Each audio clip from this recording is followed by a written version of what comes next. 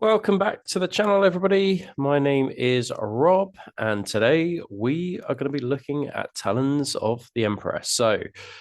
This is an army I have been massively stoked about. I had a Talons of the Emperor army in first edition, and for various reasons, I tried to get a 2.0 Talons army off the ground, and it just didn't work out. I had other projects, namely the Ultramarines and the Alpha Legion, that I wanted to give more attention to.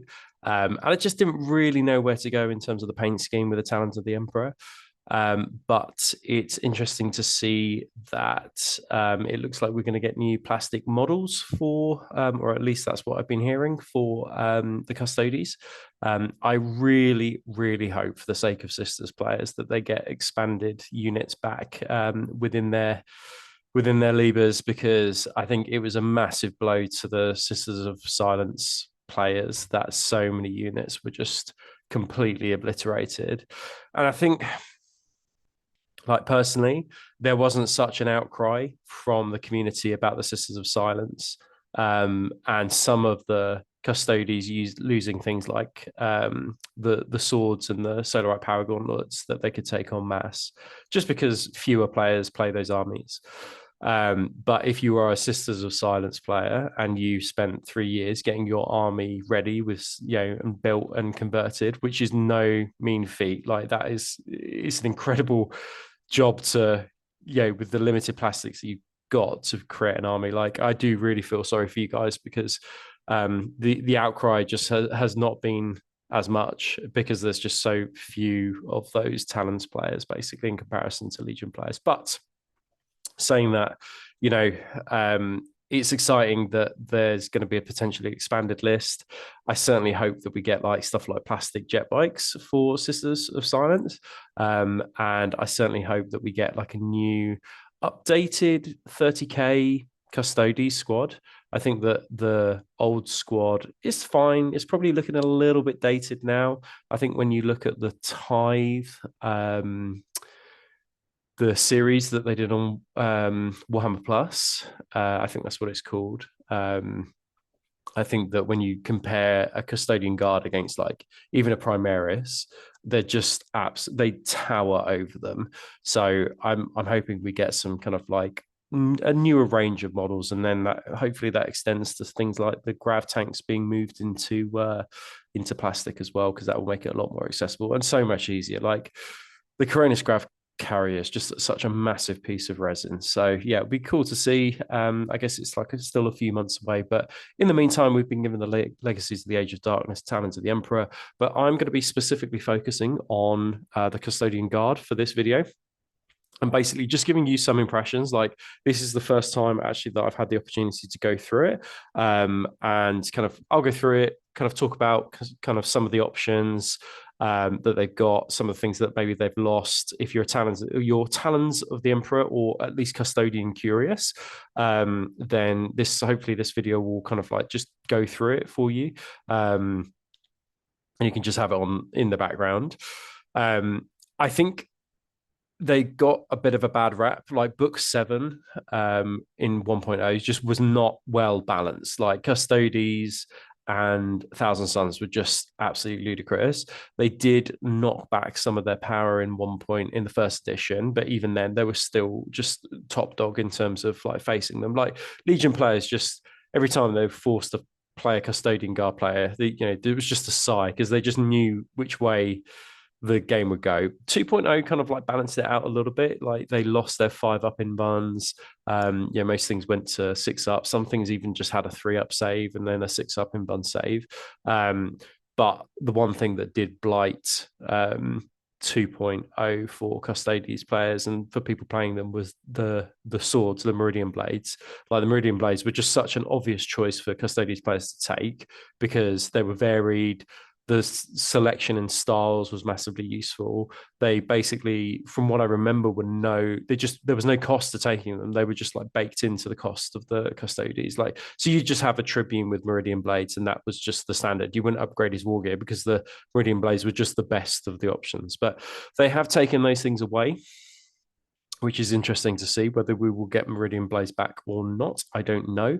It will be a bit of a shame because I think a lot of people kind of paid a lot of money to convert those models, because those Meridian Blades, I think people tended to take them from the champion, the 40k champion model. I know I certainly did, but I guess it serves us right for taking so many Meridian Blades for so long. Anyway, let's get into the Custodes, because that's the particular focus I want to have for this video today. So the Custodes are really interesting. They are basically locked to loyalist. They can't be traitor in any way, shape, or form. If you take Custodes in the primary detachment, basically your army gets an additional reaction. That's fine. That's all good. Like, cool. But their Legio Tactica is really tasty. So I won't read the whole thing. I'll just read the kind of like the sentence in black. But essentially, units which only contain models with this special rule, so only in death, or it's called, become stunned instead of routed in combat and cannot fall back or disengage from a combat. Like, you are essentially what would have been described as fearless in previous editions. That's now gone. You can't you can't fall back and you can't disengage from a combat. Like, that's really, really impressive. I mean, I suppose there are times when you probably may want to fall back and run away from your opponent, but you can't here. And stunned, I think, in terms of the tactical statuses, it's not too bad, right?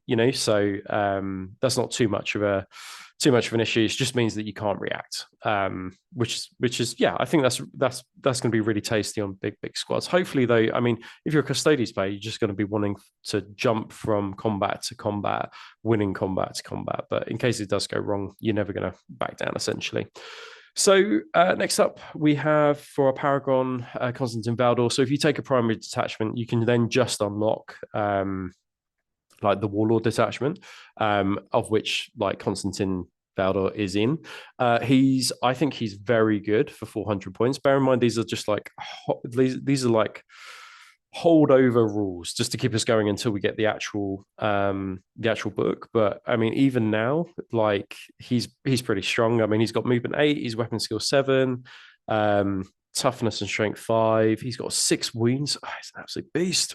6 attacks, leadership 12, cool 10, willpower 10. He's essentially like Primarch stats. It's what's really cool about him though is he's got some really nice rules. So he's got an arrow strike, which lets you deep strike with an attached unit. So the Custodes do have a lot of flexibility in terms of how they come onto the board or where they start and how they start. But he's also got Hatred Paragon as well. So if he's going around hunting Primarchs, that's pretty awesome. I really like that because that really, in lots of the short stories and the stories we read of Constantine, he's always just treats the Primarchs, except for the 3 who were at the siege, he just treats them with contempt most of the time.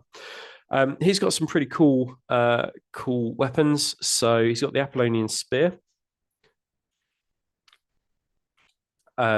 which is range 18. It's AP 2, it's damage 2. It's also a suppressive one, which is really, really nice. But also in melee, the Apollonian Spear is a bit of a beast. So it's +2 strength. He goes at initiative, of which he is initiative 6. It's AP 2, it's damage 2. He's got critical hit 5, duelist edge 2, and impact attacks as well. So his weapons are utterly beastly. And just to mention, he's got a 2-up, 4-up invuln, which is pretty standard. I don't think any Primarch can get better than a 3-up, 4-up invuln now. And you may have noticed as well, he's actually got Vanguard 3, and that's going to be a really common theme throughout the whole of the Custodes list, which is just there is Vanguard everywhere.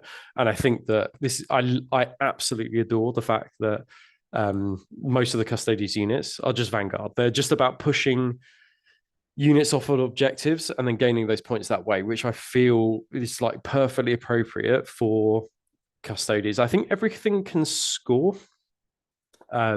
Just by virtue of the fact that everything can score now. But the fact that these guys get more victory points for kind of like taking things off objectives feels totally appropriate. He's got Master of the Golden Legion.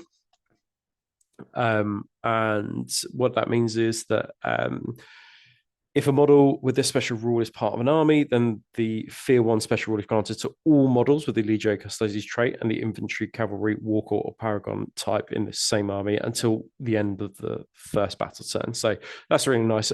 Basically, everything except your tanks are going to get Fear 1, which is nice. So hopefully you can kind of like route as many units as possible or make them flee. But it does mean that flamers might be important for you as well. We'll get to the Aquilon flamers a little bit later.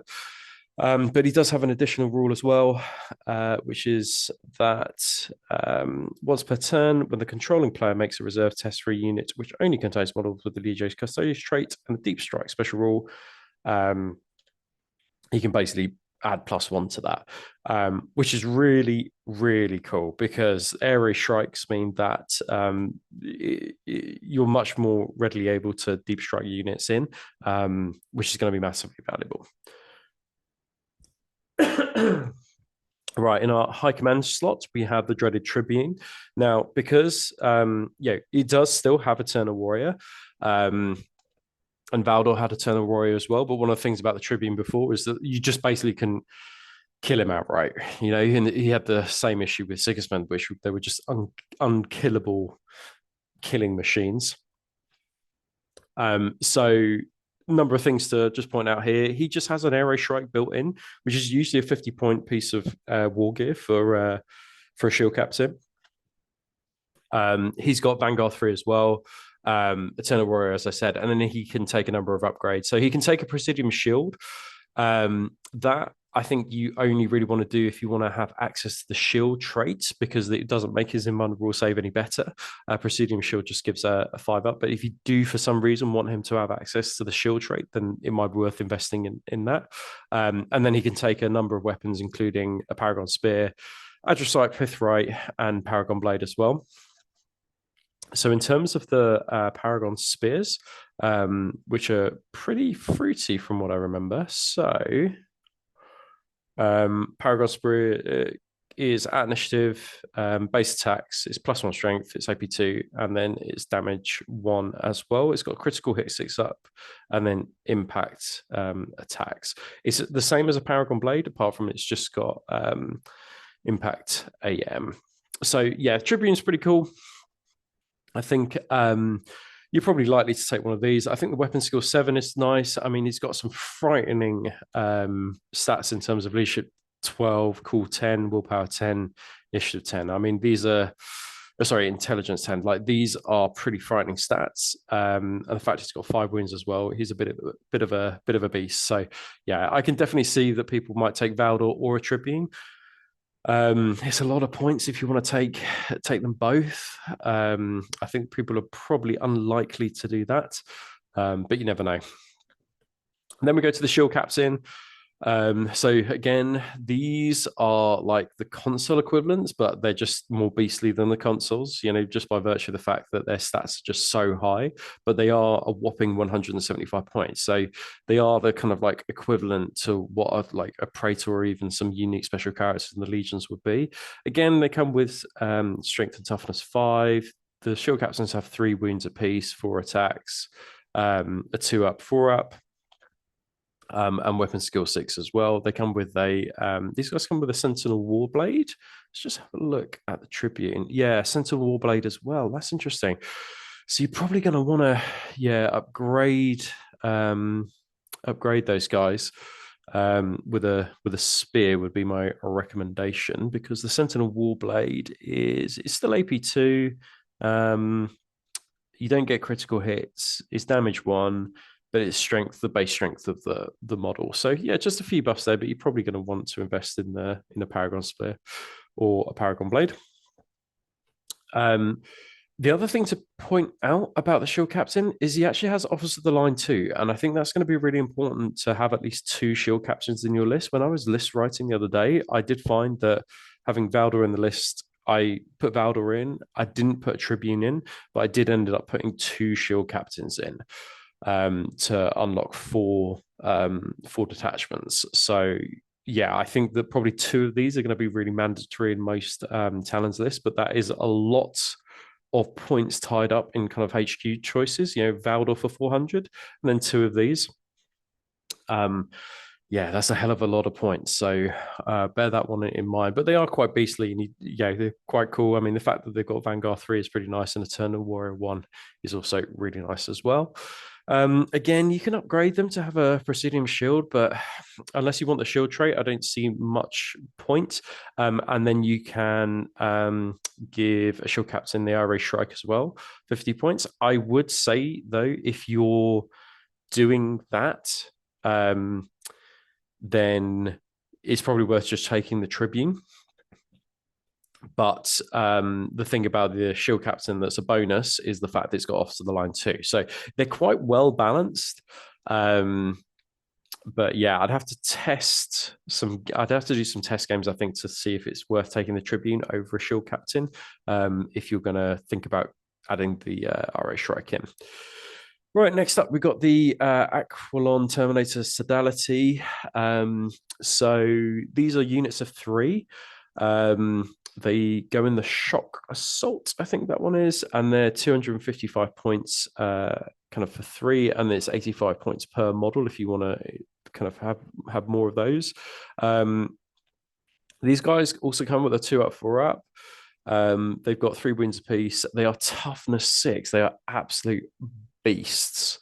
Their weapon skill 5, ballistic skill 5, and that's another thing to mention actually about the Talons list, which is all of the Talons is BS5. Now that's going to be important when we get to things like Dreadnoughts and shooting a little bit later, because I really think that shooting Custodes armies are back, and they are frightening because some of their weapons are their shooting weapons are really tasty, and the fact that they're going to be hitting on 2s kind of is also very frightening.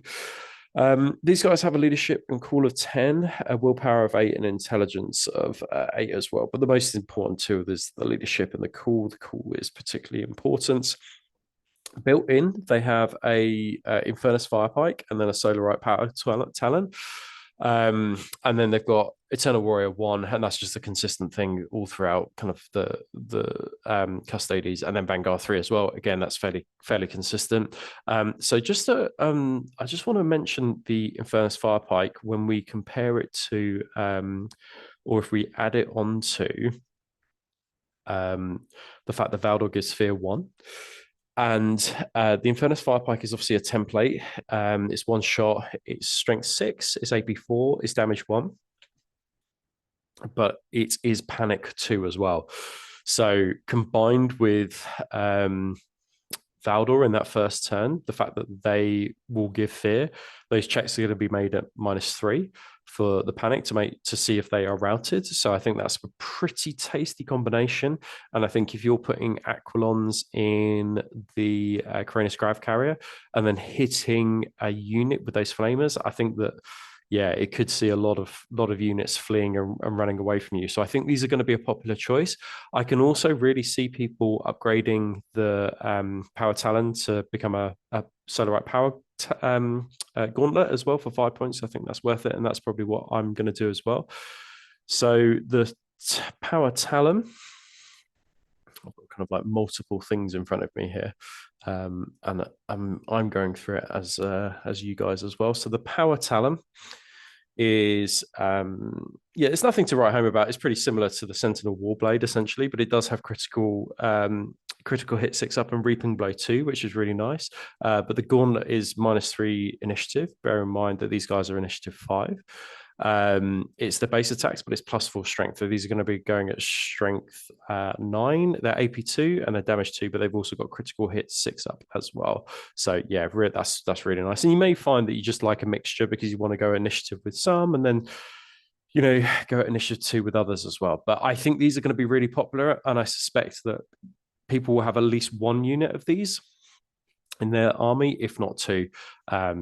These guys attached to a unit that can, or a character that can deep strike, and then just coming in and flaming stuff is going to be pretty frightening. And they're pretty survivable as well. They've got the fact they've got 3 wounds and T6, like they're basically the equivalent of Satellite Terminators with that 2-up, 4-up, with just such high leadership and cool. So yeah, really impressed by those.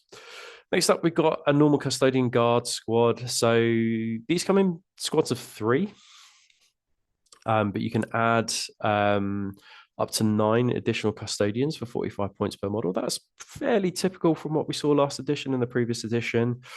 Their movement 8, which is really nice. Weapon skill 5 again, BS5. All the stats that you kind of expect. They have a 2-up, 6-up. So this is the first time we've seen that 6-up in Bun. That's a carryover from 2.0.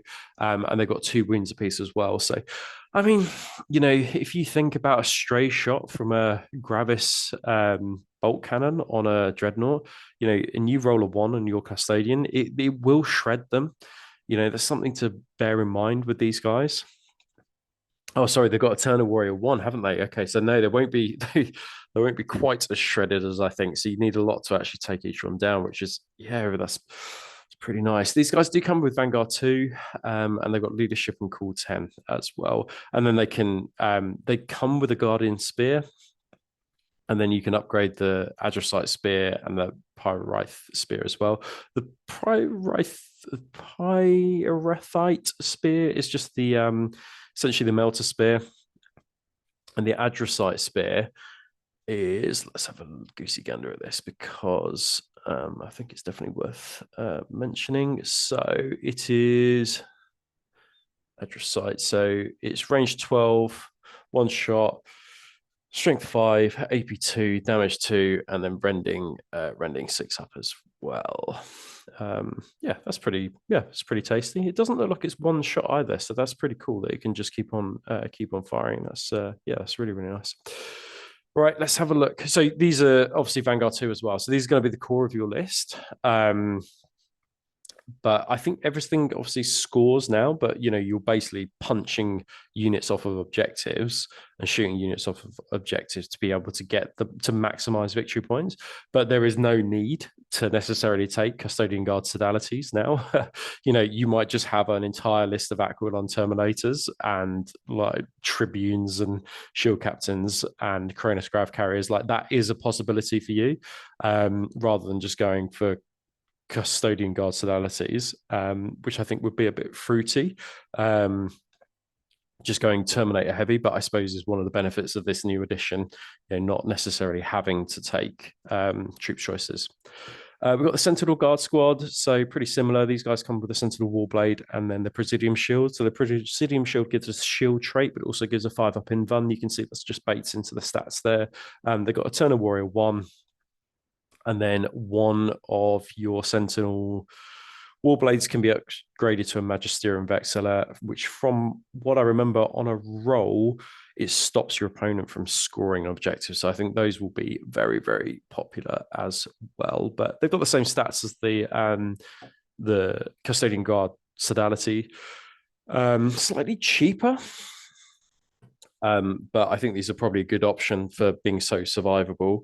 And the Warblade is actually still pretty impressive. Like, there's not a lot of difference between the spear and the Warblade. So yeah, it could be a good option. It's just that the shields just look bloody terrible on the Sentinel Guards. That's the problem. So I really hope they update it for 30k to have something a little bit more snazzy.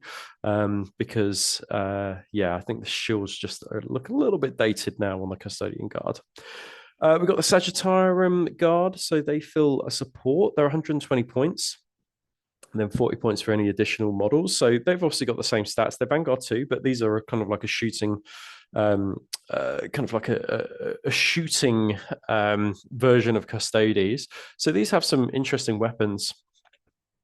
The Adrastic Bolt Caliber is interesting, and I really like this because it harkens back to some of the Visions of Heresy artwork that we saw. And I think they just look like a really, really cool unit. And the weapons are pretty good now. So the Bolt Volley, which is just like the normal shot that you can have, is 24-inch range. It's 2 shots, strength 6, AP 4, damage 2. So it's basically like a short range, slightly weaker autocannon.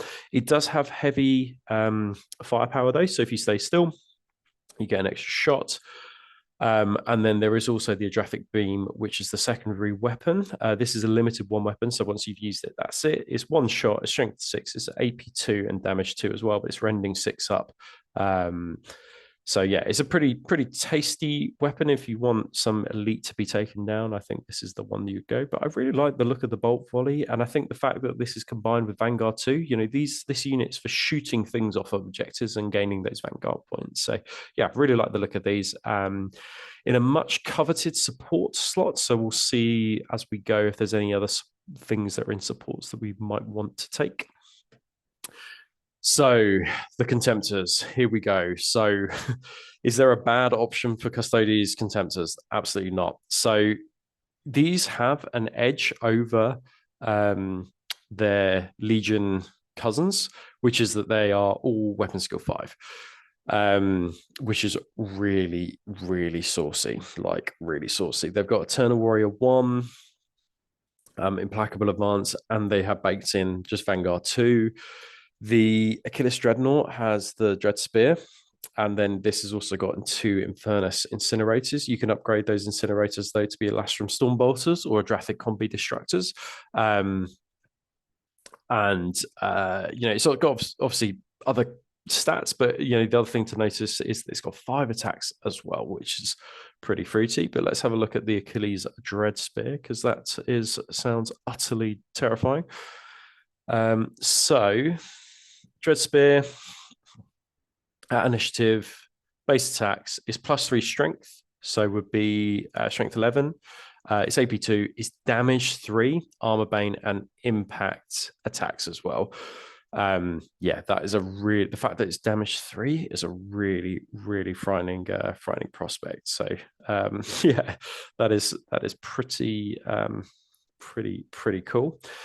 We've got, I mean, but the other thing I would say about the Achilles and the Galatas as well is that it's in that really coveted kind of walker slot, and you're going to have to take shield captains to unlock those slots with Officer of the Line 2, or you're going to have to use those prime slots to take a logistical advantage to be able to unlock these.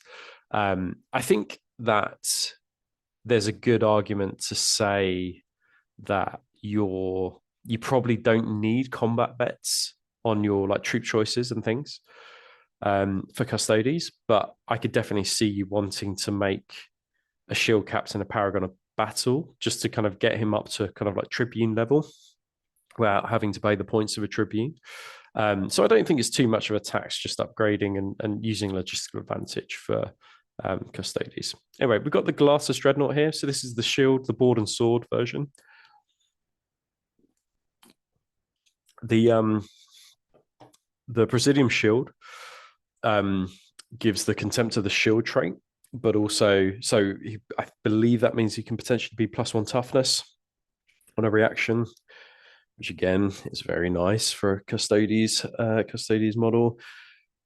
He's got Vanguard 2, but also a 4-up Feel No Pain. So sorry, a 4-up. I'd love it if it was 4-up Feel No Pain, but a 4-up Invulnerable Save, which is just off the chain for a Contemptor Dreadnought. This is, I think, going to be one of the really, really popular choices just because of its survivability over any other kind of Contemptor chassis. I mean, it was really popular last time, but I think this is going to be, yeah, as I say, really popular this time. So the actual blade itself. So let's have a look where this is, the Galatas Warblade, if I can find it. So it's at initiative, it's base attacks, and these have 5 attacks, obviously. It's strength 8, it's AP2, it's damage 2, it's got a flame 2, and it's also got reaping blow 3 as well. Yeah, so this is really, yeah, really impressive. I think this is, when I wrote a list, this Dreadnought was in that list, and I think that just because of its survivability and the number of attacks that it's got as well, I think this is going to be a pretty popular choice. We do also have the Telemon Heavy Dreadnought.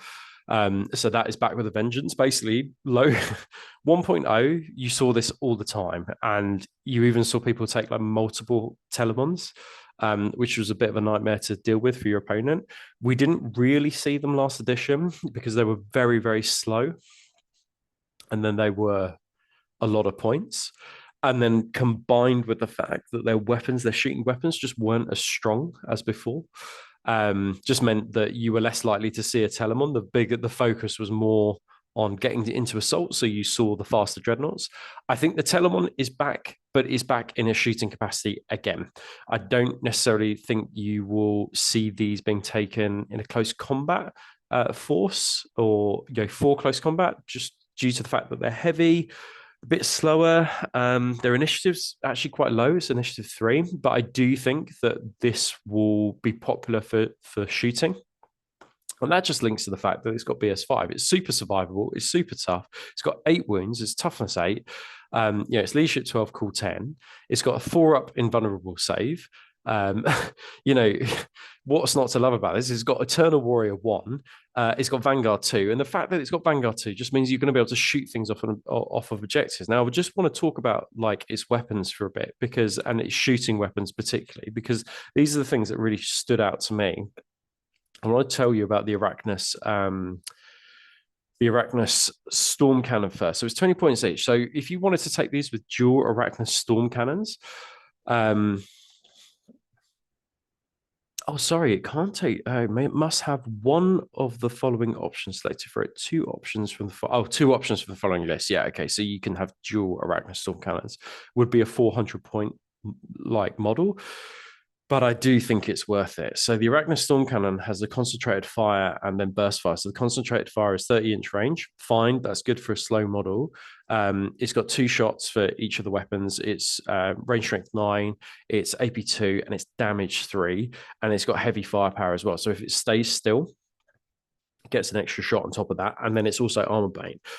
So if it stays still, it's got 6 shots coming out of this thing that are strength 9, AP 2, and then damage 3. This is a total elite killer, but also a great anti-tank option as well, just from the fact that it's got armor bane.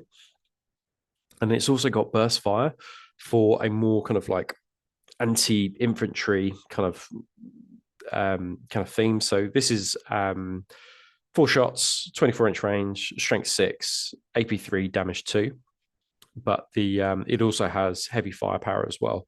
So I think this is going to be a really the Arachnus Storm Cannon, like dual Storm Cannon, is going to be a really popular option for this. It does also have the Iliastus accelerated culverin, which I think is an interesting choice. So let's just have a look at the Iliastus. I shall tell you all about it. So Iliastus Accelerator Culverin for 15 points. So it's 36-inch range, it's firepower for range strength 9, AP 3, damage 2, breaching 5 up, and then rapid tracking as well. I think for me, the Storm Cannon probably, you pay extra points for it, but it's probably, I think, more versatile than the Iliastus Accelerator Cannon, the Culverin. And I think would probably be the preferred choice of Custodes players. And I think that this, with those 2 weapons, is just going to be an utter menace for people. And it's going to be very, very hard to take down with the fact that it's got a 2-up, 4-up as well. It does have a Scipulus missile launcher, which is just like a completely insulting weapon because it's 6 shots, range 36, it's AP 4, it's damage 1, it's strength 5, it's breaching 6 up. But also, and this is the absolute kicker, it's suppressive too. You just hit an opponent and they're going to have to take a check at the end of the turn. And then after which they might be suppressed. So I think that the Scipulus missile launcher combined with the burst on the Arachnus Storm Cannon is just going to be a really popular choice. So I think this is going to be an absolute menace in the 6 months leading up to the kind of like the new edition coming. We've got the Cronus Grav Carrier. So all the Custodes vehicles, they obviously are ballistic skill 5. They did lose the flare shield though, so they're easier to hit, kind of get the armor pen on the front. But they do have also repair 3-up, which is really, really nice. But the Cronus Grav Carrier did gain assault vehicle as well. Now, if you notice, the movement on these is 12. And the fact that it's an assault vehicle means that those Custodes getting out are going to have their setup move alongside just their 8-inch move as well. So the range, I think the threat range is around 30 inches for Custodes coming out of a Coronis Grav carrier. It is really frightening. They're also armed with twin Arachnus blaze cannons and twin Lastrum bolt cannons, so they're no joke in terms of the amount of like firepower that they can they can spew out. But one of the things I would say is that the access point is on the rear. So if you want to maximize your movement with these and get an assault off, you are going to have to kind of expose the rear, which is only armor 11. So, you know, it is a huge risk. I think with these, you just kind of see them as kind of a mechanism to get you guys into combat. And if they survive, fine. If they don't, then it's a sacrifice to get your Custodes in. And they've only got a meager transport capacity 12 as well. So if you're taking Aquilon Terminators in these, you're not going to be able to take many Aquilon Terminators in them. Right, let's have a look at what's next. So we've got the Venatari. So these are kind of like the resin Forge World jump pack dues. They're 165 points. They're 55 points a model. They come with a kinetic destroyer and a Tarsus buckler, but you can upgrade the kinetic destroyer, the pistol and the shield basically for a Venatari lance. They look, yeah, they're all pretty standard. They've got a 3-up, 6-up. These guys, so slightly kind of a worse save than a normal Custodian Guard. 2 wounds as you expect, but they do have movement 14, which is pretty nice. They've also got Firestorm, which is that's really tasty. And then they've got a Tarsus buckler. So the range strength of the attack's made as part of the volley attack or Overwatch reaction and modified by -1 when resolving wound tests against a unit that includes 1-on-1 models with a Tarsus buckler. Okay, that's really nice. So you could put a couple of spears in there and just have like 1 Tarsus buckler, and then that should reduce the strength of those weapons, which is, yeah, I like that a lot. So just let's just have a quick look on the Venatari Lance. So is it anything different, anything exciting? Oh, it does have, oh, interesting. It does have precision 5-up actually, which is really, really cool. Kind of just, it's just a normal spear basically, but it has precision 5-up and impact attacks. So yeah, that's pretty nice. Yeah, good option. These, I like them. They've got Vanguard 3, so I think they're going to be able to get into combat very, very quickly, pushing units off objectives, which I really like. Geofalcon Jetbike Sodality. Again, these are a total menace. They come with the Solarite Power Lance and the Lastrum Bolt Cannon, but they can be upgraded to have the Earthrathic Devastator and Twin Corvée Las Pulsar. We haven't had a look at the Las Pulsar, so perhaps we'll have a look at that, and we'll have a look at the Solarite Power Lance as well. So these are Strength 5 and Toughness 5. They are 3 wins apiece, but they are a 3-up save and a 6-up in button, so they're slightly weaker, like the Venatari, but they are movement 16, which is very, very frightening. These are going to get in quickly into combat. So let's have a look at the Twin Corvée Las Pulsar, because that took a little bit of a nerf last edition.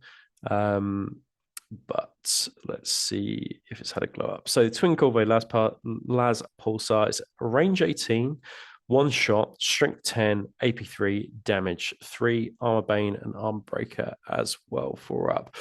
Yeah, so these are a bit of a, so probably not elite killers just by virtue of the fact that they're not AP 2, but they are they're going to be tank killers. Just due to the fact that they're damage 3 and range strength 10. And it's interesting, actually, that combination of AP 3, strength 10, and damage 3. That seems quite unusual in the game so far, but these will be, yeah, hunting tanks. There's only 10 points for that per model, so I think these are going to be quite a popular choice, but they're obviously, as I say, only 1 shot, but they are hitting on 2s. The Solarite Power Lance. Let's have a look at Goosey Gander at this. So, Solarite Power Lance, Charging Strike. So it's +4 initiative. I assume you just get 1 attack with the Charging Strike. It is +5 strength, AP 2, damage 3. You get critical hit 6-up, and then it's got armor bane as well. So yeah, another kind of tank killer. It does have defensive strike though, which is, I guess, if you're not charging. So it's -1 initiative. It's base attacks, base strength, AP2, damage 1, and then critical strike 6 up. So it's pretty similar to a spear, just but apart from that, it goes at -1 initiative. So yeah, I think this would be a popular choice. I think the problem is that these are in resin at the moment, so they were just very expensive to buy. If these became plastic, I think people would probably take more of them. But yeah, I think that pretty popular. I think these will probably be a good anti-tank option. The Palace Grav attack, yeah. So I really like the look of these until I discovered that you can't take them in squadrons. And then I discovered that actually it's just quite hard to take these en masse. You can have 1 or 2 in a list, and then you're basically running out of detachments. I do think they're pretty nice. They're pretty good. They're movement 16. They lost a lot of options, though. They can only take the Arachnus Blaze Cannon, which is still a good weapon. So just a reminder on the Arachnus Blaze Cannon. So it's got 2 shots. So it's concentrated fire,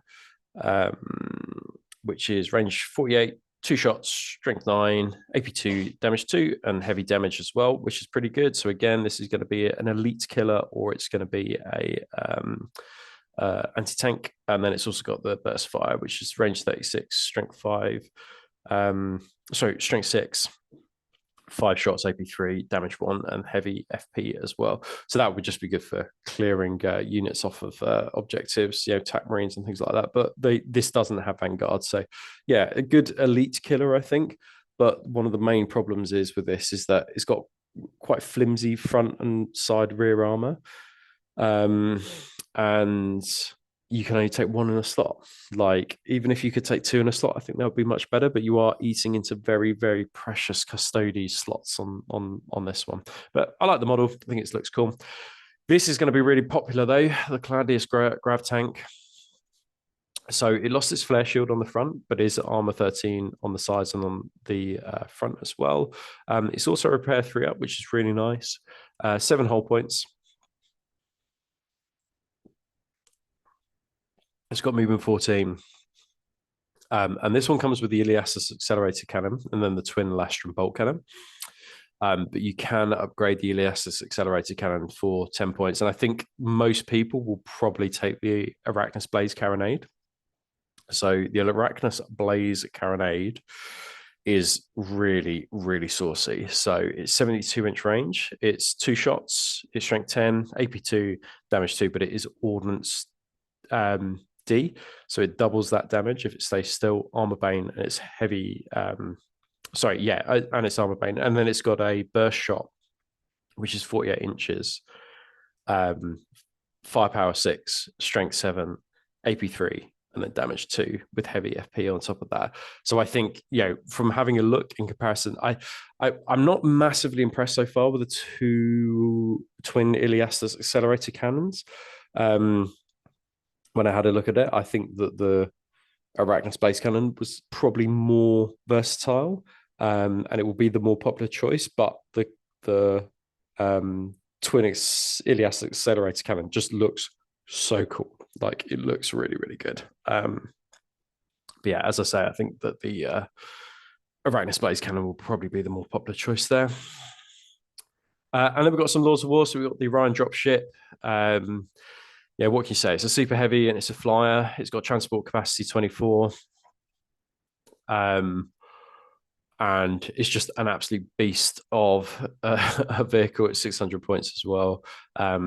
Will you see people take this? It just looks cool. It's got a fair amount of firepower.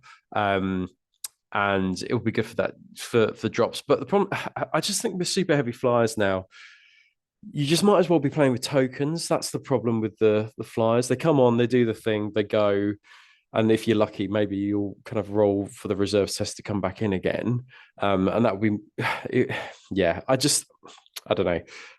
I think flyers are in a good place, but from a modeling perspective, I just kind of a bit like, well, should we just be using tokens instead of the actual model kind of in game? So whether people will say this, I don't know. It's a big money investment and a big time investment to get it painted. Exactly the same for the Ares gunship. It is in, like, it's cool, looks great. It's destructive. will people take it, or will people just use tokens because it's such a big incentive? But yeah, I mean, if it came out in plastic, I think I'd be all over it. But it's such a massive job to. I've painted 2 of these things now, and they are mammoth and huge, but still look pretty cool. Anyway, so with that kind of leads us to the end of the list. I think they've got loads of decent options. I really like the place that they're in at the moment. Excuse me. I think they're quite strong. I think that I absolutely love the fact they've got so much Vanguard, but I do think that the shooting phase is just going to be an absolute menace for Legion players. But Solar Auxilia, will Custodes have enough shots to chew through them? Jury's out on that one. I'm not quite sure yet. But I can definitely see people taking a lot of Aquilon Terminators because their survivability and those flamers as well, combined with Valdor and that Fear 1.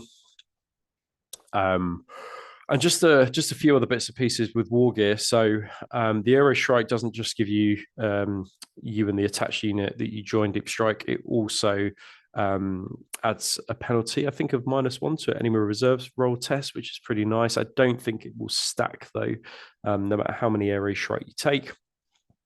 The Magisterium Vexilla, which we talked about on the shield unit. So units within 8 inches of a model with a Magisterium Vexilla must pass a leadership check when scoring an objective, or only a single victory point is scored. I think that's going to be a really popular choice. And I think that really puts the shield unit into kind of contesting objectives or trying to prevent, they're going to get in the thick of it against other tack squads and despoiler squads, trying to prevent units from scoring, while all the rest of your army is going to be trying to just bully them off of the objectives in order to get the points. We did see as well that the Misericordia was on every kind of like custody model, and I didn't really kind of reference it, but essentially it's a unit containing any models with a Misericordia may select a unique aftermath option in which it makes a special attack against an enemy unit from the same combat. So I'll just read through how this works. A unit which contains any models with a Misericordia may have the Blade of Mercy aftermath option selected for it in step 4 of the combat resolution. And the Blade of Mercy, this is really, really cool. So basically you get to do an attack, I think, when they're running away. So when they're selected combat which has had the fallback aftermath option selected for it, attacks made as part of the aftermath option are resolved using the following profile. So there's strength 3, AP 3, but there's precision 2+ and breaching 5 up. And then it says, in terms of the damage, this melee weapon's damage characteristic is equal to the number of models with a Misericordia in the unit for which this aftermath option has been selected. Yes, okay, so that could be pretty devastating. But yeah, I think it's very thematic and very cool though. I really, really like that. Whether people will use that or not, I don't know, or whether they'll just volley fire, but very thematic. Absolutely love it. And then we've talked about the weapons as we go as well. Haven't talked about every single weapon in there, but it would definitely be worth there they are, the poor sisters. Definitely worth having a kind of like a deeper look into that after listening to and watching this video. So I hope that just gave you kind of like a very brief overview. I don't know how much time you guys want to actually spend in terms of really kind of like creating a list off of the back of that Legacies of the Age of Darkness Custodes list.